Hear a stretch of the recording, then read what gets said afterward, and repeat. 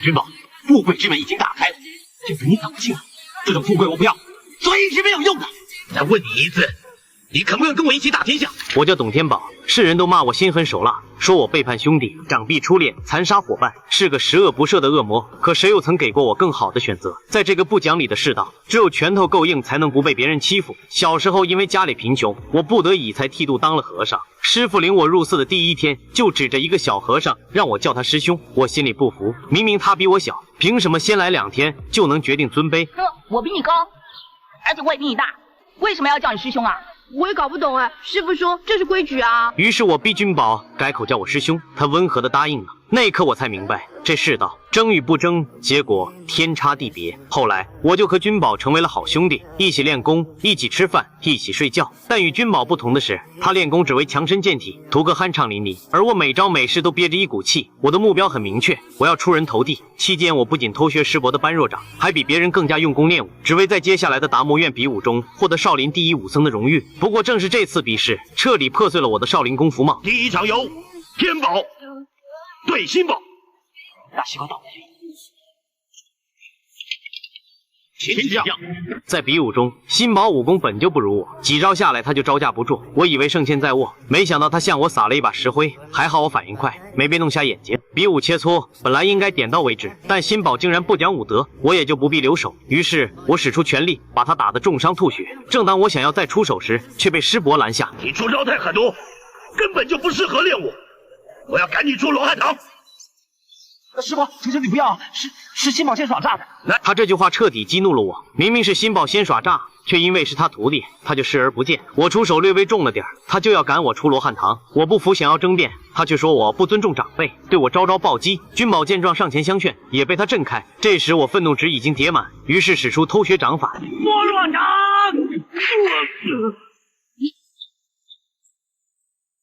你为什么会波罗掌？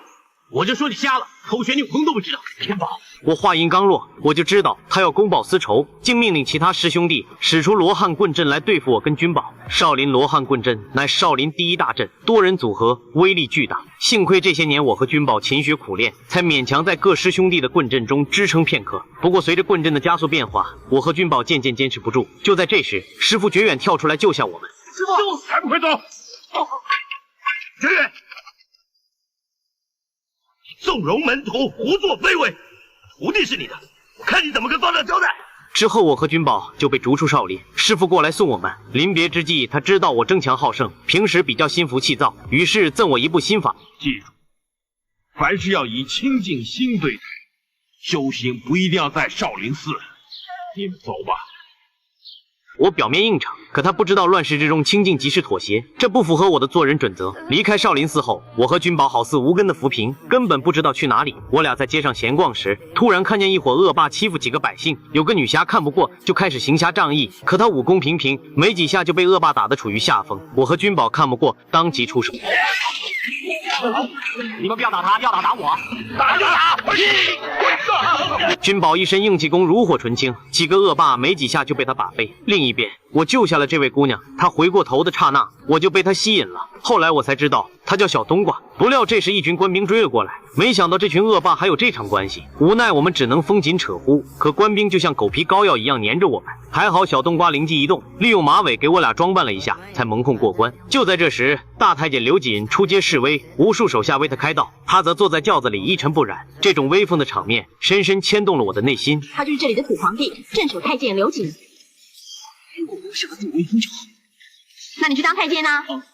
好啊！没想到就这句玩笑话成了我后面的转折。晚上，小冬瓜带我俩去一家酒楼吃饭，我和君宝已经饿了许久，本应是大快朵颐一番，可我见君宝迟迟不动筷，原来全是荤菜，他吃惯了素菜，根本不敢沾荤腥嘛。哎，别管那么多了，你不记得师傅说过吗？要入世学佛。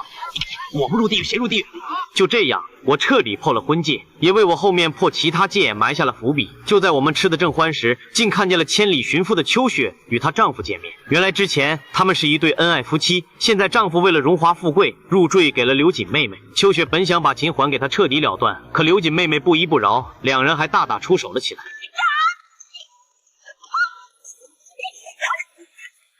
秋雪武功高强，没几下就占了上风。没想到她丈夫丝毫不念旧情，为了讨好刘瑾妹妹，用椅子砸伤了她。君宝义愤填膺，忍不住出手相助。哎呀，别哭别哭！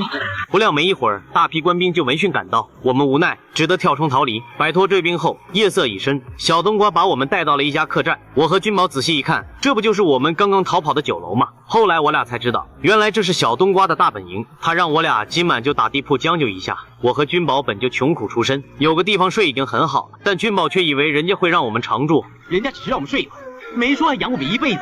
一有机会我就要做官。哎呀，其实啊，做什么人都一样了。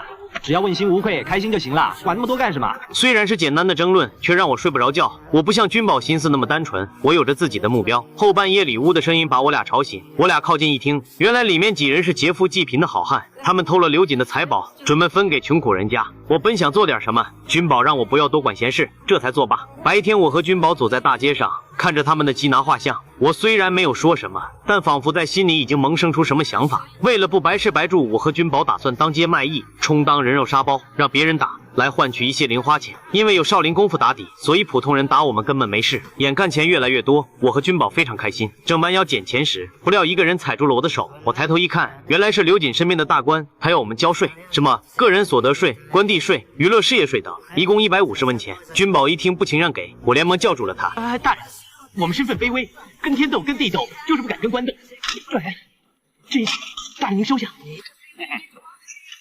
算你识相。君宝看我谄媚的样子，好像眼里透着不耻，可我不在乎，只要能出人头地，尊严值几个钱。果然，我的一番操作换取了我们从军的机会，但君宝却不跟我走。我不走，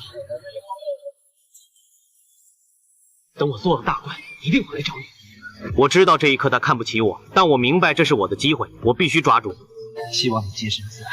后来几天，君宝就在小冬瓜的酒楼帮忙。不料这天突然闯进一群官兵，说是收税的，可他们前几天才收过一回。要征收军人服装税、出入平安税、安居乐业税，佛教楼要交500两。那你干脆用抢的好了。哼，你是不是在搞反朝廷活动？哎，朝廷也要讲道理。君宝本想反抗，却被众人拉住，让他忍耐。谁身上有刀，谁就能大声说话。吃下去。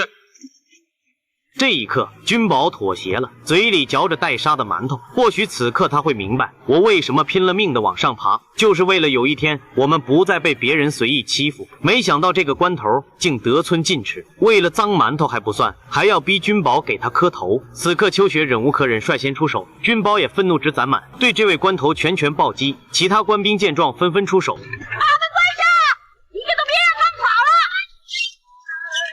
此刻酒楼里的大家也不再隐忍，出手与其拼杀了起来。这群官兵武力值一般，哪里会是君宝等人的对手？没几下就被打趴在地。可不料那位关头却装死骗过他们，跳窗逃跑了。为了不泄露佛笑楼的秘密，君宝只能驾马去追。君宝因为没骑过马，所以一直追不上他。眼看关头就要逃到军营，正好今天我在外面巡逻，关头见了我，好似遇到救命稻草。不过我毫不犹豫杀了他，因为此时君宝是我唯一的兄弟，谁想害他，我就会杀谁。哎，你在军营的生活怎么样？有没有人欺负你啊？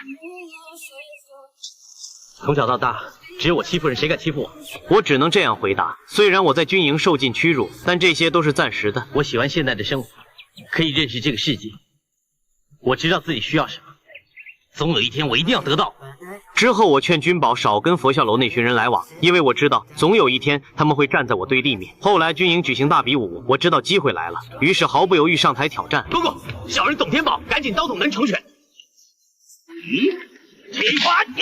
我一身少林功夫非常扎实，这些人根本不是我对手，没有费多少功夫，我就把他们全部打倒，轻松取胜。我本想向刘公公领赏时，没想到他早已离开。这时何坤过来警告我，他说枪打出头鸟，我出手太过狠了，这样在军营里很难立足。公公，是我太急躁，我不该是只当个小兵，请再给我一次机会，我一定好好表现的。这一刻我才明白，在这里能力远不如关系重要。为了取得刘公公的信任，一个计划在我脑中浮现。我假装给佛笑楼的人通风报信，说刘公公带领大队人马要来抓他们，让他们赶快走。他们果然很信任我，跟我跑了出来。不过佛笑楼老板却被刘公公当街斩杀。逃到郊外后，大家都义愤填膺，纷纷想要为老板报仇雪恨。于是我又心生一计，我让他们去联络反对刘公公的江湖人士，然后我来做内应，带着他们去袭杀刘公公。我们里应外合，杀他个措手不及。对，大家分头去准备。是。这一刻我有过犹豫，但我告诉自己，这是我唯一的机会。傍晚，我带他们潜伏进军营，一步步走入我和刘公公布好的陷阱之中。此时，提前埋伏好的官兵冲出来，把我们团团围住，大家的脸上都露出了不可置信的表情。天宝呢？我当即就斩杀了2个人，然后就消失在他们视线中。这时，官兵对他们进行了围杀。君宝和秋雪武功高强，尚能自保，可小冬瓜眼看就要支撑不住，无奈我只能出现，把他打晕带走。天宝，你出卖我们！在大批官兵的冲杀之下，佛笑楼的人几乎死伤殆尽。秋雪看情势不妙，想要擒杀刘公公，被我出现一脚踢退。此时君宝也彻底看清了我，他眼神里露着疑惑和愤怒。这时林道长在外面牵的匹马，想用绳子把他俩救走，不料只拉走了君宝、秋雪，却被我们抓住。由于我的表现，刘公公终于夸了我。说完，他就命人拿来官服，封我为锦衣卫镇抚使。看着手上的官服，我知道我的努力没有白费，但这还远远不够，只是刚刚开始。当天夜里，我就命人给小冬瓜拿去婚服，准备娶她为妻。不料他对我非常怨恨。就当我准备霸王硬上弓时，刘公公来了，没想到他竟嘲笑我摆不平一个女人。我深知他话里话外的意思，于是我当机立断，用般若掌震死了小冬瓜。我之所以会成功，就是不需要这些臭女人。不过我没叫你杀了她。公公不喜欢女人，我怎么可以为了女人耽误大事？此刻我虽有一丝心痛，但为了心中目标，我只能无情。第二天，我以秋雪为质，引诱君宝前来救人。富贵之门已经打开了，就你走进，这种富贵我不要，放了他。这句话我是发自内心的。我和君宝从小情同手足，我多么希望他能理解我，跟我一起打天下。可他根本听不进我的话，只想为死去的佛笑楼兄弟报仇雪恨。我知道他心意已决，我俩是没办法走到一条路上。谁试试看一定要他死！于是只能提刀和他拼杀了起来。由于我俩练的都是少林功夫，从小知根知底，所以一时间难分胜负。百招过后，还是我略胜一筹。君宝胸口被我砍伤。再问你一次，你肯不肯跟我一起打天下？我孤家寡人一个，没什么好利用。见他冥顽不灵，我也不再留手，使出10分力气，运使单刀对他刀刀猛攻。在我的攻势下，他渐渐招架不住。君宝，你打不过我的。为了死去的兄弟，我一定要打。小冬瓜我不杀，再少个兄弟又算得了什么呢？此刻我的心彻底闭合，竟然3次都劝不动你，那就不要怪我了。君宝，今天我俩只能有一个人能从这儿活着出去。又过了几十招，只见我俩的刀口上都被砍出了数个缺口。就在这时，我利用木台架子对他发起攻击。他因为担心架子上的秋雪，所以不敢放开手脚，处处受制于我。就这样，我找到一个破绽，用刀刺进了他胸口，然后又趁机打断多根木头，想让他分身乏术。不料他竟把断刀扔向秋雪，还割断了一边绳子。这时我趁他分心，使出千斤坠。千斤坠！木台也随着我们的猛力对轰，彻底倒塌。落地的君宝显然伤得不轻。就在我再遇攻击时，挣脱的秋雪提起地上木头，扰乱了我的视线，然后就带着他逃走了。我看着他们远去的背影，心想就这样结束也好。这一刻，我自认已除去心腹大患，不仅全面取得刘公公的信任，而且兵权在握，就连曾经的何坤我都不放在眼里。为了能做出成绩更进一步，我训练士兵时毫不留情，把在少林寺我吃过的苦、照葫芦画瓢都让他们尝一遍。因为我相信，唯有残忍才能练就铁血之师。殊不知，就是我这种做法，为我日后埋下祸端。不仅如此，我还变本加厉，加征苛捐杂税，只为了博刘公公高兴。向公公学习，一辈子都学不完。我只是尽量让公公高枕无忧。果然效果不错。现在皇上要召他入京，他竟然给我机会，要带着我一起去。此刻是我这么多年最高兴的时刻，深知离我心中的目标已经不远了。另一边，君宝上次救人被我重伤，虽然伤势已经痊愈，但我的背叛和小冬瓜等人的死给了他巨大打击，导致他竟然发疯了，心智如同3岁小孩，而且疯得很有规律，早中晚各一次。所以秋雪和林道长给他取了个外号，叫张三疯。不过福祸相依，他也没有疯很久，竟然在疯癫的过程中让他明悟了以柔克刚的本质。在研读师傅赠予的经书中，他还结合少林心法创出了太极拳这种阴阳互济的功法。于是在他好转后，他和秋雪决定刺杀刘公公，为百姓除害。就在刘公公等人求佛还愿的途中，两人径直杀了出来，跑到这儿来送死。奸贼，你恶贯满盈，就算求到满天神佛，也保佑不了你。秋雪与刘公公一言不合就大打出手，而君宝太极出城，就打算先用几个小兵验证一下效果。没想到太极拳威力惊人，小兵连他的身都进不了。刘公公妹妹见官兵不是君宝对手，出手与君宝打了起来。奈何他武功平平，甚至连秋雪都打不过，怎么敢和君宝打？果然没几下就被君宝打断脚，趴在地上动弹不得。另一边，刘公公和秋雪激战正酣，没想到刘公公一个太监，武力值还是挺高的，一把金刚软剑在他手里使得如鱼得水。秋雪竟一时占不了多大便宜，不过数十招过后，他的软剑还是不敌秋雪双刀，被秋雪打落兵器，一脚踢飞在地落败。不要杀我！上天有好生之德，只想请你帮个忙。原来两人今天的目的并不是要杀刘公公，而是想利用他来对付我。他们绑着刘公公，把他带到了军营。官兵见状，立刻把他们围了起来。但碍于刘公公性命，不敢轻举妄动。君宝，你变聪明，懂得用刘公公来要求。我从小就很聪明，不过我不屑利用这种小聪明。你们想怎么样？不料秋雪竟威胁刘公公叫我跪下，碍于前途，我只得放下尊严跪在他们面前。我随即打起感情牌，想让君宝放了刘公公，成全我这一次。就当帮我一次忙，快点放了刘公公。名利只是过眼云烟，这一次我是替天行道。我命由我不由天。几招下来，我就明显感觉他的武功强了不少，而且似乎招式也变得不一样了。我运气十分功利，对他招招暴击。没想到我刚猛的少林功夫打在他身上，就如同打在棉花上一样。我不信邪，我拎起身边的士兵朝他扔去，没想到都被他的招式完美化解。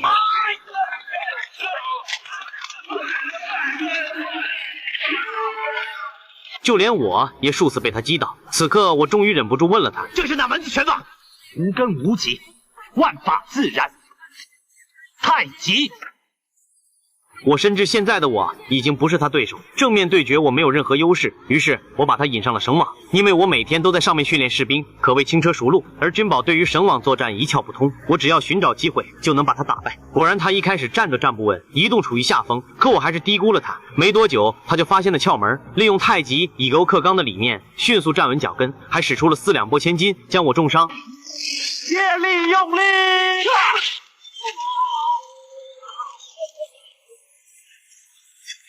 这一刻我开始慌了，我连忙命令身边的士兵攻击他，可士兵碍于刘公公根本不敢上前，无奈我只能上前，利用秋雪的刀把刘公公杀了。我以为杀了刘公公，士兵就会无所顾忌，听我命令，可惜我想错了。看我如此心狠手辣，似乎勾起了之前我残酷训练他们的回忆，他们竟全部默契地选择袖手旁观。你众叛亲离，没有人会帮你。这一刻我终于明白，我已经是孤家寡人，但我的目标还没实现，我不能死在这里，我只能拼着最后一丝力气跟君宝缠斗。可此时的我心态已崩，破绽百出，没几下就被他太极打倒在地。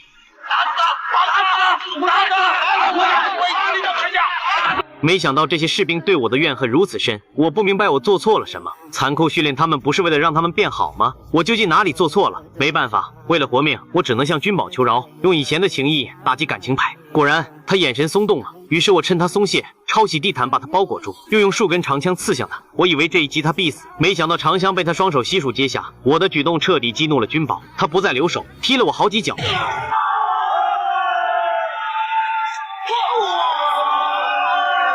把我踢飞在地，我不服，我的不甘让我拼死一击，没想到被他的太极元者化解，旋转的力量让我被他抛飞。